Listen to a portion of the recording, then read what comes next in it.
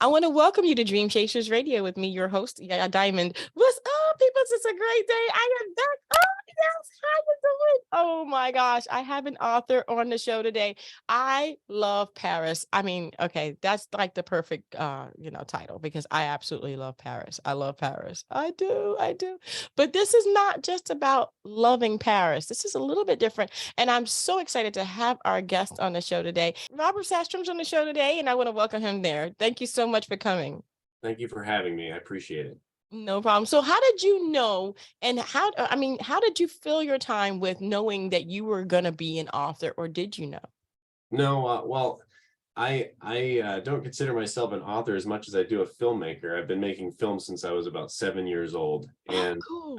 I wrote several screenplays and, trying to get them made independently. I've made one feature-length independent film that was released. It's called Outmates. It's a play on the word inmates. It's two guys who are on a road cleaning crew. They're kind of wrongfully accused. It's an action comedy. They're wrongfully accused, and they accidentally escape from prison 2 days before their parole date. And so they're trying to get back to the prison. It's kind of it's kind of silly, because usually they're trying to get away from the prison. These two guys, these two idiots are trying to get back to prison to explain that without being noticed. Yeah, right. Oh my gosh. That film was made under $21,000. It was kind of my calling card film. And while I was filming that one, I had three ideas for three different films: one about a kidnapping, one about Vietnam, and one about John F. Kennedy. And at one point I was listening to music in my car, trying to, just come up with ideas. And I heard the Frank Sinatra song, I Love Paris. And in the middle of that 1.5 minute song, these three movie ideas came together as one. And that was the kind of genesis of the I Love Paris story. And I combined all three of those stories together with, characters that some are fictionalized, but most of them in the story are real, based off of, incidences in my own life. So I turned it into a screenplay, expecting to turn it into a film. And, it was hard to find financing, because I realized, this is going to be an expensive movie having to do with Vietnam, going to Dallas, Dealey Plaza, John F. Kennedy, and all of that. And so under the coaxing of my mother and my family and friends, they said, well, turn it into a book and see if you can get it published. And so over the course of the next several years, I turned the screenplay into long form prose under the inspiration of Ernest Hemingway and Raymond Chandler and Michael Crichton and Clive Cussler. And this was the end product of that. So. Wow. Do you, I love the fact that you have a movie out, and I would love to get my hands on it so that we can go ahead and feature it on our Roku channel. I absolutely love the fact. And what was the difference though between actually changing it from a screenplay to a book? Oh, well, with the screenplay, the film is, if it was, when we make it, it will be 2 hours plus. And so you approximate, that if you have 110-page screenplay, you're going to have about a 2-hour movie. And so that's pretty easy to, write 110 pages, relatively speaking. He enters, he looks like such and such, very briefly. And then you give the lines and brief descriptions so that the production designer or the special effects coordinator, they can then, say, okay, I know what he means. Now we can, now we have to build this. It's very, very vague, a screenplay, relatively speaking, to a book. So when I had the screenplay in Microsoft, I went in and I'm like, okay, so he gets up. So now I have to design the morning. What kind of day is it? What do the clouds look like? And, I try not to get too, with the similes and allegorical, but, sometimes, when you're writing it's my first, I've written one how-to book before. So this is my first action adventure book. And so there's this one point at the beginning of the story in the screenplay when he says the robins are chirping, the robins are moving around. He's talking to his granddaughter, meaning that, with this old codger farmer, that means rains are coming later on. This is in northern Texas. And whenever the robins are out gathering for their nests, the rains are going to come. And so I knew that was already in the screenplay, but in the book, you know, you can kind of really paint a beautiful picture of what that morning is like and create this picturesque environment for the town of Paris, Texas, because most people, when they look at the title, they'll think it's Paris, France. Right. It's Paris, Texas. And later on in the first act of the story, when we realize that our main character, Templeton, has been drafted to Vietnam, this is 1967, it begins to rain outside. And so it you know, the grandfather was right. And now we painted that very beautiful morning, everything was good. Now at the end of the day, it's pretty bleak, it's raining, it's muddy outside. And so that was fun to turn that into a simple descriptive form for the film and create it in prose. And so a lot of Raymond Chandler inspiration, a lot of Ernest Hemingway. Those are the guys that my grandmother, you know, taught me about when I was little, so it stuck in my head. Right. That is so cool, though. I mean, okay, so do you ever plan to take I Love Paris back to screenplay so that you can actually produce it? I mean, if you got the money, if you had the money, would you literally put it on the big screen? Oh, well, yes. I mean, I'm in the middle of that actually right now. I have several producers that are working on the project, and we're, you know, when you're working on independent film and you're not going to major studios, it's sometimes hard to find all of the financing because you have to find private investors that see the potential and the viability of the novel and the book. And when you have a screenplay and a known name like myself, it's hard to get that out there.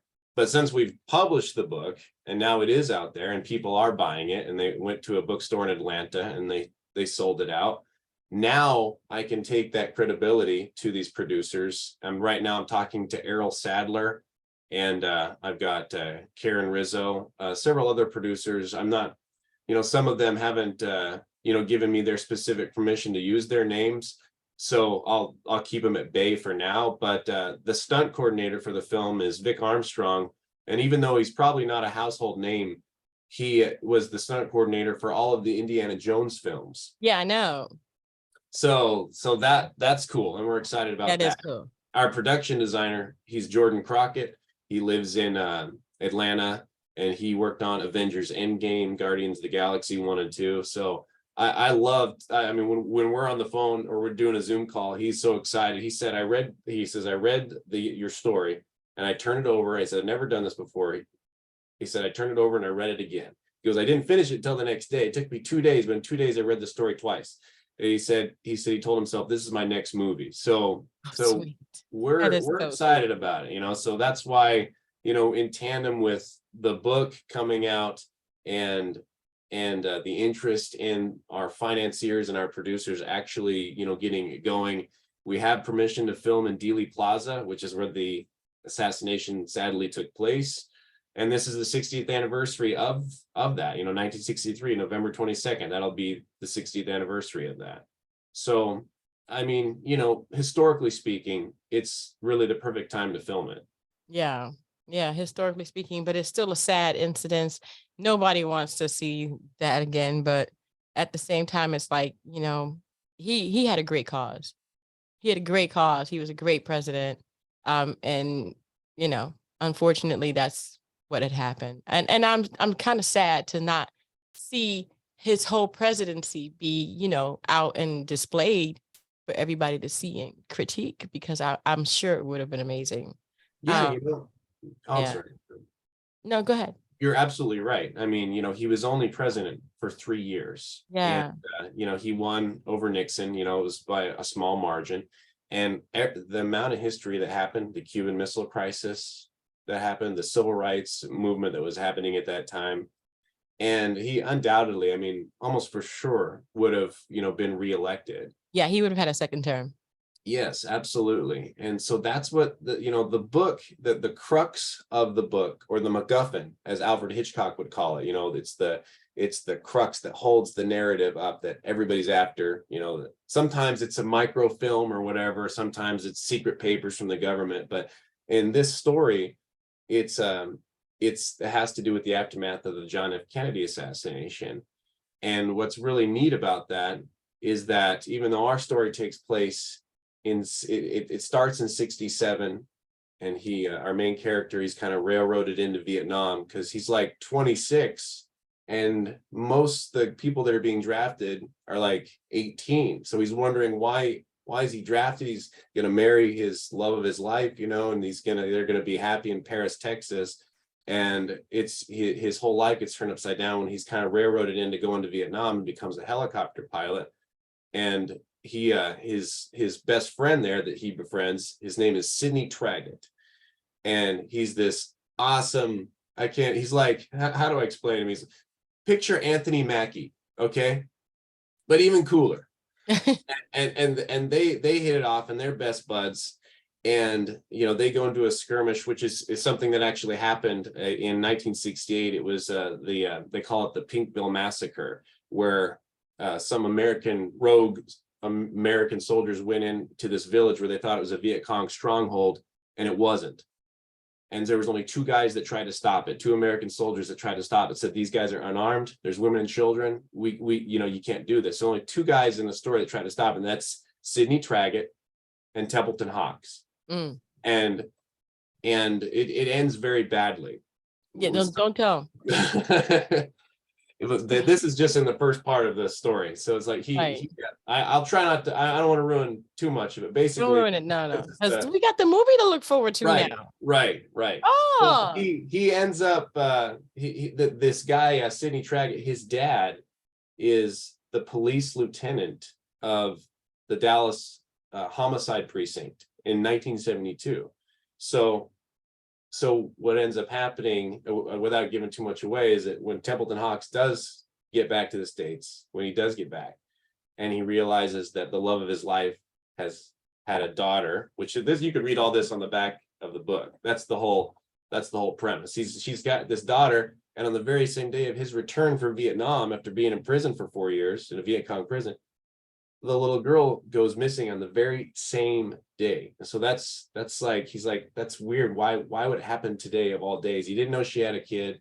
He didn't know anything about it. And so that's really where the story begins, is the search for the little girl, and what in the world does she have to do with the secrets of the John F. Kennedy assassination? How does it have anything to do with that? And so finding her leads him down this path, and he doesn't know this, but to Lieutenant Roscoe Traggett, the dad of his best friend in Vietnam. And so that's where the movie really begins, or the story really begins, because it's this cat and mouse game between Roscoe Traggett, the Dallas police precinct lieutenant, and then Templeton Hawks.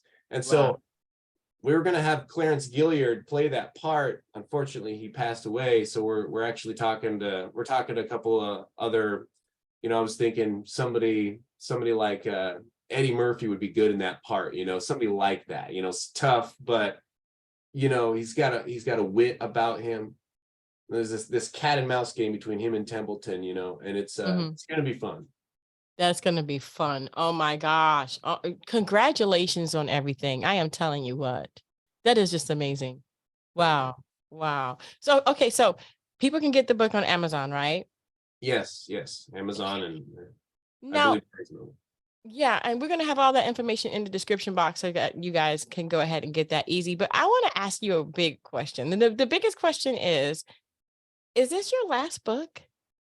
I actually have almost finished another one, a second one. But a book or a screenplay? Because this is different. Like, books are different, and then screenplays are different. It was a screenplay first, much like I Love Paris. And then I reformatted it, or I always expected to turn it into a book, but the screenplay really becomes a helpful outline for me, because some people write a 60-page outline anyway for a book. So I write about, when my screenplays run long, 130, 140, 50 pages, but they go very fast. So people look at a 110-page screenplay and they're like, okay, we want 100 pages. That's what studios want, because that means less than 2 hours. And they want, they wanted shorter running times because more showings during the day for the theaters in syndication and more money. But my screenplays, they're like a Howard Hawks film. If you remember that movie, His Girl Friday, it's an hour-and-a-half movie, and the script is 226 pages. Oh, wow. It's because they're talking so fast, they're overlapping dialogue. It was Howard Hawks' trademark. And no, but that was my long way of saying no, it wasn't. It's definitely not my last one. I have a second one that's almost finished. That is so cool. So you have fallen in love with not only screenplays, but writing books. Yeah, I have, this is technically my second, and then I got the third one. The first one was a book about filmmaking and the classic days of Hollywood. So not a novel by any means, not a fictionalized novel. But, this one, to me, even more than the one I'm working on now, which is about World War II, similar action adventure story.